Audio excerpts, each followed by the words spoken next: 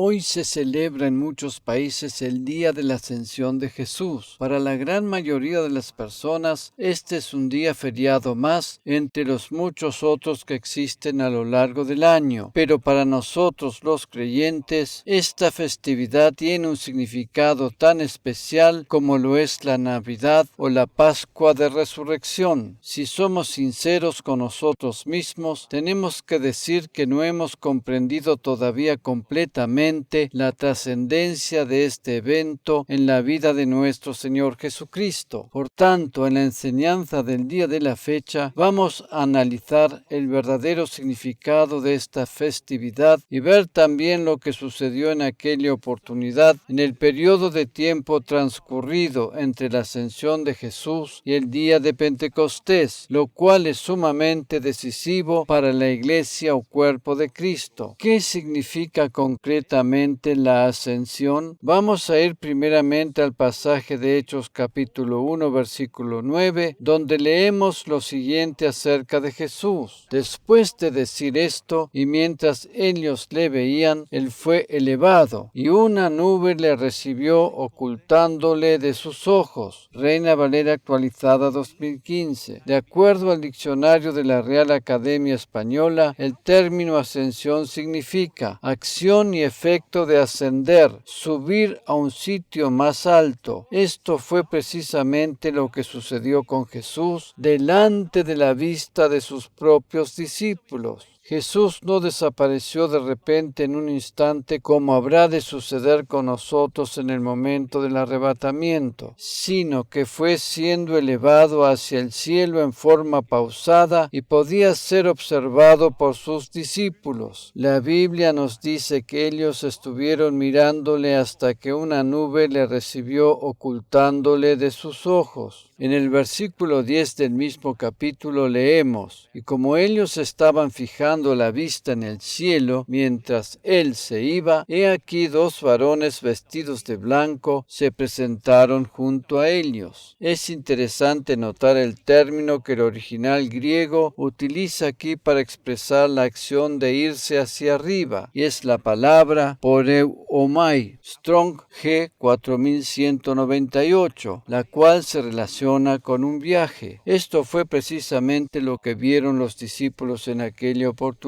Jesús se iba de viaje. La Biblia nos dice que dos varones vestidos de blanco se presentaron junto a ellos. Estos eran dos ángeles que tenían un mensaje muy importante que comunicarles. ¿Cuál era el mensaje? Lo encontramos en el versículo 11. Y les dijeron: hombres galileos, ¿por qué se quedan de pie mirando al cielo? Este Jesús, quien fue tomado de ustedes arriba al cielo, vendrá de la misma manera como le han visto ir al cielo. Estos ángeles estaban anunciando el regreso de Jesús a la tierra. Jesús llegó a la tierra por primera vez cuando adoptó forma humana naciendo de la Virgen María, y vendrá otra vez a establecer su reino milenial después de la gran tribulación. Por tanto, si creemos en la ascensión de Jesús, también tenemos que creer en su segunda venida. Un evento no puede ser separado del otro. Hay quienes creen y aceptan que Jesús ascendió al cielo, pero no creen en su segunda venida, y esto es erróneo. Así como ascendió al cielo en aquella oportunidad delante de los ojos de sus discípulos, así también habrá de regresar en forma visible a la tierra. Este evento está muy pronto a suceder. La ascensión de Jesús había sido profetizada en el Antiguo Testamento. Entre los varios pasajes que hacen mención de esto, vamos a considerar el del Salmo 68, versículos 17 y 18. Los carros de Dios son miriadas de miriadas y millares de millares. Entre ellos el Señor viene del Sinaí al santuario. Subiste a lo alto, tomaste cautivos, tomaste tributos de los hombres. aún de los rebeldes, para que allí habitara el Señor Dios. Reina Valera actualizada 2015. Miriada significa cantidad muy grande e indefinida. Estos carros de Dios hablan de la multitud de los ángeles que habrán de acompañar a Jesús en su regreso. La Biblia dice que nosotros, los creyentes, habremos de regresar con Él a la tierra y estaremos acompañados de millones de ángeles. El regreso de Jesús habrá de ser un espectáculo celestial visible para todos los habitantes de la tierra. Este pasaje, que también hace mención a su ascensión, habla de los cautivos que fueron llevados con Él y se refiere concretamente a los santos del Antiguo Testamento. Aunque el resto del pasaje sea un poco difícil de entender para nosotros debido al lenguaje poético del idioma hebreo, así y todo nos muestra una verdad maravillosa, y es que así como Jesús fue ascendido al cielo, habrá de regresar otra vez a la tierra. Amén. La ascensión de la cual hemos leído en el pasaje del libro de los Hechos no era un evento espiritual y abstracto, sino algo real y visible. Los discípulos que estaban observando la escena no tuvieron una visión o un sueño, sino que vieron con sus propios ojos a Jesús elevándose corporalmente hacia las alturas. Jesús ascendió al cielo con un cuerpo físico, y más precisamente con un cuerpo resucitado. Dicho de otra manera, Jesús ascendió al cielo con un cuerpo humano. Él no ascendió al cielo como Dios, sino como hombre. Mientras estaba sobre la tierra, Él poseía ambas naturalezas al mismo tiempo, Dios y hombre. Pero en el momento de la ascensión al cielo, lo hizo como hombre. Por eso leemos en 1 Timoteo capítulo 2, versículo 5 lo siguiente: porque hay un solo Dios y un solo mediador entre Dios y los hombres, Jesucristo hombre. Reina Valera actualizada 2015. El término mediador habla aquí de alguien que está en el cielo. ¿Quién es ese mediador que actúa como sumo sacerdote a favor de los creyentes? Jesucristo hombre. En la actualidad, Jesús cumple la función de sumo sacerdote, y este es un ministerio diferente al que tuvo mientras estaba sobre la tierra. Durante su ministerio terrenal, Jesús actuó como profeta, anunciando su futuro reino de paz. Por eso decía que su reino se había acercado a los hombres. Si los judíos en aquel entonces le hubiesen reconocido y aceptado como Mesías, ellos hubiesen pasado directamente al milenio. Precisamente poco antes de su muerte, resurrección y ascensión al cielo, sus discípulos le habían preguntado cuándo sería el tiempo en que vendría a establecer su reino de paz sobre la tierra. Jesús había llegado a la tierra con este fin, pero fue rechazado por los suyos. A causa de ese rechazo, Él hizo extensiva su oferta de salvación a todos los gentiles. Así y todo, Israel va a tener una nueva oportunidad al final de los tiempos, y en aquel momento habrá de reconocerle como Mesías. Mientras tanto, Jesús, como hombre, actúa en su posición de sumo sacerdote para su iglesia. Jesús, como la segunda persona de la Divina Trinidad, existía mucho antes de adoptar un cuerpo humano para venir a la tierra. Dicho de otra manera, Él, siendo un ser eterno, tomó forma humana solo por un breve periodo de tiempo para venir a la tierra. Hace más de 2000 años atrás, Él descendió a la tierra como Dios, adoptando forma humana, y después de su obra redentora en la cruz, ascendió al cielo como hombre para preparar el camino para que nosotros podamos llegar allí. Él, como hombre y como mediador, hace posible la entrada de los hombres al cielo. Él habrá de mantener su naturaleza humana para siempre. La Biblia dice que Cristo vive en nosotros los creyentes y que Él es la esperanza de gloria. Él y su Padre Celestial moran en nosotros por medio del Espíritu Santo. Jesús, en su primera venida a la tierra dejó el cielo como Dios y volvió al cielo como ser humano en su ascensión. Jesús en su humanidad está ahora en el cielo sentado a la diestra de su Padre, y en su divinidad está ahora en la tierra, ya que se ha instalado en cada uno de los creyentes por medio de su Espíritu Santo. Es por eso que puede comprendernos y está tan cerca de nosotros. Él intercede a nuestro favor y ora por nosotros. ¿Qué sucedió después que Jesús desapareció en las nubes delante de la vista de sus discípulos y hasta el momento en que fue derramado el Espíritu Santo en el día de Pentecostés? En Marcos capítulo 16, versículo 19, encontramos la respuesta. Después que les habló, el Señor Jesús fue recibido arriba en el cielo y se sentó a la diestra de Dios. Reina Valera actualizada 2015. El hecho de que Jesús se sentó a la diestra de Dios tiene un significado muy especial para nosotros. Esto puede parecernos una actitud sin demasiada importancia, ¿verdad? Sin embargo, el hecho de haberse sentado implica una actitud de descanso y corrobora al mismo tiempo la finalización de su obra perfecta en la cruz. Él exclamó: "Consumado es", y dio por culminada su obra redentora. Los sumos sacerdotes del Antiguo Testamento tenían que ofrecer continuos sacrificios por causa del pecado, y para ello tenían que estar todo el tiempo de pie. Mientras ministraban, ellos no tenían ni un solo lugar donde poder descansar. En ningún lugar del Antiguo Testamento leemos acerca de un sumo sacerdote que estuviera sentado mientras ejercía su oficio en el templo. Sin embargo, Jesús, después de haber sido recibido nuevamente en el cielo, se sentó a descansar porque había hecho la obra completa y definitiva a favor del ser humano. En Hebreos capítulo 10, versículos 11 al 13, leemos en la versión Reina Valera actualizada 2015: "Todo sacerdote se ha presentado día tras día para servir en el culto y ofrecer muchas veces los mismos sacrificios que nunca pueden quitar los pecados. Pero éste, o sea Jesús, habiendo ofrecido un solo sacrificio por los pecados, se sentó para siempre a la diestra de Dios, esperando de allí en adelante hasta que sus enemigos sean puestos como estrado de sus pies". Jesús se sentó a descansar después de haber culminado su obra perfecta y haber eliminado para siempre el problema del pecado. Por tanto, nosotros como creyentes, quienes tenemos a Cristo como nuestro Salvador personal y entendiendo la profundidad de esta verdad, podemos también descansar y entrar en el reposo. Amén. Nuestra salvación eterna es completamente segura. Aleluya. No tenemos necesidad de estar luchando para mantener la salvación, sino que podemos descansar al igual que Jesús. La tarea de los sumos sacerdotes del Antiguo Testamento era incompleta, pero la obra redentora de Cristo en la cruz es completamente segura y perfecta. En la actualidad, Jesús nos ministra desde una posición de descanso y reposo. Todos nosotros podemos entender perfectamente lo que significa estar sentado cómodo y tranquilo en una posición de descanso después de haber finalizado una tarea, ¿verdad? Eso es precisamente lo que hizo Jesús. Vamos a considerar ahora 5 aspectos principales que tienen que ver con el alcance o la dimensión de la ascensión de Jesús al cielo. Primero, la ascensión le concedió el derecho a ser la cabeza de su iglesia. Repito, la ascensión le concedió el derecho de ser la cabeza de su iglesia. En Efesios capítulo 1 leemos los versículos 20 al 22. Dios le ejerció en Cristo cuando lo resucitó de entre los muertos y le hizo sentar a su diestra en los lugares celestiales, por encima de todo principado, autoridad, poder, señorío y todo nombre que sea nombrado, no solo en esta edad, sino también en la venidera. Aún todas las cosas las sometió Dios bajo sus pies y le puso a él por cabeza sobre todas las cosas para la iglesia. Reina Valera actualizada 2015. Dios es un Dios de orden y hace las cosas en forma organizada. Él puso el hombre como cabeza de la familia e instauró autoridades para dirigir los gobiernos terrenales. Por tanto, también su iglesia funciona de esa manera, y el propósito de poner a Cristo como la cabeza de la misma es para bendecirnos. Vamos a considerar ahora el pasaje de 2 Corintios capítulo 6 versículos 14 y 15. No os juntéis en yugo con los incrédulos, porque ¿qué compañía tiene la justicia con la injusticia? ¿Y qué comunicación la luz con las tinieblas? ¿Y qué concordia Cristo con Belial? ¿O qué parte el fiel con el infiel? Nueva Reina Valera 2000. Nosotros, los creyentes, todos aquellos que formamos parte de la Iglesia o cuerpo de Cristo, somos denominados justicia o luz. Este pasaje habla de la relación que tenemos nosotros como creyentes con Cristo como la cabeza de la Iglesia. Toda cabeza está unida a un cuerpo y ambos conforman una unidad indivisible. La cabeza no puede actuar por sí misma sin el cuerpo, ni tampoco el cuerpo sin la cabeza. Nosotros, quienes hemos sido hechos justicia de Dios por medio de la obra redentora de Cristo a nuestro favor, no tenemos nada que ver con la injusticia. Somos la luz y por lo tanto no estamos en tinieblas. Somos creyentes y hemos sido santificados o separados para el Señor y no tenemos nada que ver con los no creyentes. La Iglesia es el cuerpo de Cristo sobre la tierra. El hecho de que seamos denominados cristianos es un verdadero honor para nosotros. ¿Verdad? Amén. Naturalmente que no somos igual a Cristo en cuanto a nuestra naturaleza, pero en sí en relación a nuestra posición dentro de su cuerpo. Como dije anteriormente, la cabeza no puede funcionar sin el cuerpo y tampoco a la inversa. Segundo, la ascensión le otorgó el derecho de sentarse a la diestra de su Padre. En Hechos capítulo 2, versículo 34 leemos: porque David no subió a los cielos, pero él mismo dice: el Señor dijo a mi Señor, siéntate a mi diestra. Reina Valera actualizada 2015. Aquí encontramos algo muy interesante, y es que repite la palabra Señor dos veces. Una se refiere a Dios Padre y otra al Señor Jesucristo. Hay gente que no cree en la Trinidad divina, sin embargo, la Biblia es completamente clara al respecto y nos muestra que ella está compuesta por el Padre, el Hijo y el Espíritu Santo como una perfecta unidad. En la actualidad existe una tendencia muy marcada a negar la Trinidad divina. Hay muchos que no tienen ningún problema con admitir que hay un Dios, pero no reconocen a Jesús como Dios. En este último tiempo en la historia de la humanidad, el espíritu del anticristo ya está presente sobre la tierra. El mundo no está contra Dios directamente, pero sí contra Cristo. Si quitamos a Jesús del lugar que le corresponde, perdemos el centro y la esencia misma del cristianismo. Por esa razón, la Trinidad divina, Dios en tres personas, es algo único y singular. En el Salmo 45, versículo 7 leemos: has amado la justicia y aborrecido la iniquidad. Por tanto, Dios, tu Dios, te ha ungido con óleo de alegría más que a tus compañeros. Biblia de las Américas. Aquí encontramos también dos veces la palabra Dios. Una se refiere al Dios Padre y otra a su Hijo Jesucristo. Dios, el Padre, ungió con el Espíritu Santo a su Hijo Jesucristo a fin de que estuviera capacitado para realizar su ministerio terrenal. Jesús, como hombre, quien al mismo tiempo era Dios, fue ungido con el Espíritu Santo. Por otra parte, nosotros, cuando le recibimos a Él como nuestro Salvador personal, somos también ungidos y pasamos a ser participantes de su naturaleza divina. La vida cristiana es una vida ungida con óleo de alegría, y por esa razón es imposible que un cristiano viva una vida agria y amarga. La palabra dice que nuestra fortaleza radica precisamente en el gozo del Señor. Aleluya. Cuando no tenemos ese gozo, carecemos también de fortaleza. Soy plenamente consciente que si miramos la situación del mundo a nuestro alrededor, no encontramos ningún motivo para alegrarnos. Pero justamente por eso es que Dios nos concedió su palabra, la cual nos trae unción y gozo en nuestro caminar por este mundo. Amén. El gozo verdadero, el que nace en lo profundo de nuestro ser, proviene de la palabra de Dios y no de las circunstancias externas o de las personas que nos rodean. Este gozo genuino está fundamentado en la seguridad de saber que Jesús es nuestro sumo sacerdote que intercede a nuestro favor. Así llegamos a otro de los aspectos que tienen que ver con la dimensión de la ascensión al cielo de Jesús.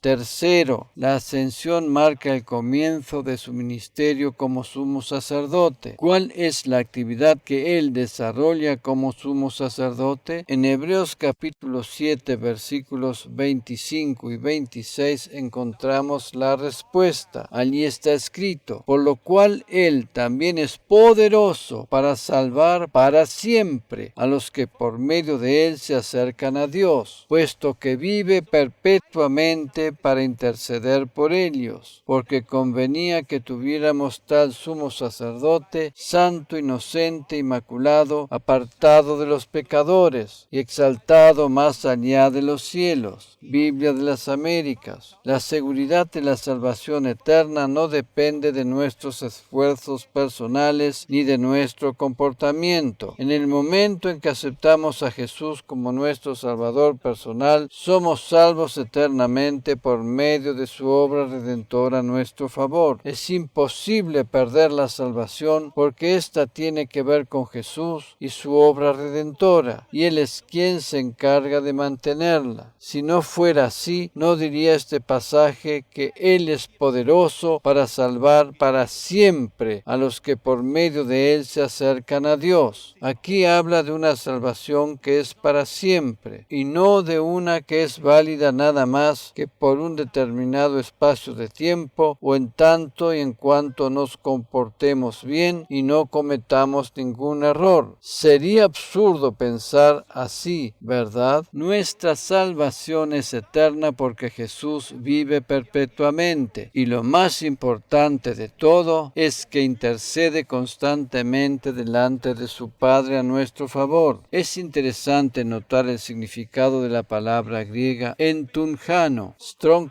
G 1793, la cual se traduce como interceder. De acuerdo al diccionario de la Real Academia Española, el término interceder significa hablar en favor de alguien para conseguirle un bien o librarlo de un mal. Cuando no teníamos a Cristo como nuestro Salvador, estábamos separados de Dios a causa del pecado. Ahora que somos salvos, en caso de que cometamos pecados o faltas, Él intercede a nuestro favor para que no perdamos la salvación. Lamentablemente hay muchos cristianos que todavía no han entendido esta verdad y por esa razón piensan que cuando cometen un error o pecado pierden automáticamente la salvación. Esto no es así de ninguna manera, porque Jesús intercede a favor de aquellos que le han aceptado como Salvador personal. Esa es la verdad. La esencia misma del cristianismo consiste en tener a Jesús como sumo sacerdote. Hemos sido hechos justos, no a causa de nuestra propia justicia, sino por la justicia de Cristo. Hemos sido justificados no a causa de nuestra propia justicia, sino por la justicia de Cristo. Vamos a observar ahora otro aspecto trascendental que tiene que ver con la ascensión de Jesús. Cuarto, gracias a la obra redentora de Cristo a nuestro favor, hemos sido trasladados a lugares altos. Por más que tengamos los pies sobre la tierra, podemos elevar nuestra mirada y nuestro pensamiento hacia los cielos. En Efesios capítulo 2, versículo 6, leemos en la versión Biblia de las Américas: y con Él nos resucitó, y con Él nos sentó en los lugares celestiales en Cristo Jesús. Jesús no solo nos trasladó a lugares altos, sino que también colocó dones celestiales en nosotros. Quinto, la ascensión de Cristo al cielo nos permite disfrutar de los dones espirituales que puso a nuestra disposición. En Efesios capítulo 4, versículo 8 leemos en la versión Reina Valera actualizada 2015. Por esto dice, subiendo a lo alto, llevó cautiva la cautividad y dio dones a los hombres. El apóstol Pablo cita aquí las palabras proféticas del Salmo 68. 10 días más tarde de la ascensión de Jesús al cielo, llegó el Pentecostés, y el hecho más destacado de ese día fue el derramamiento del Espíritu Santo sobre los 120 que estaban reunidos en el aposento alto. En aquel momento ellos comenzaron a hablar en nuevas lenguas y a fluir en los dones espirituales. La ascensión de Jesús al cielo nos garantiza los dones espirituales, los cuales están a disposición de cada uno de sus hijos que realmente lo desee, sin excepción alguna. Gracias a Dios por la venida de Jesús a la tierra, por su muerte, resurrección, ascensión y por el día que regrese en las nubes a buscar a su iglesia. Amén y amén.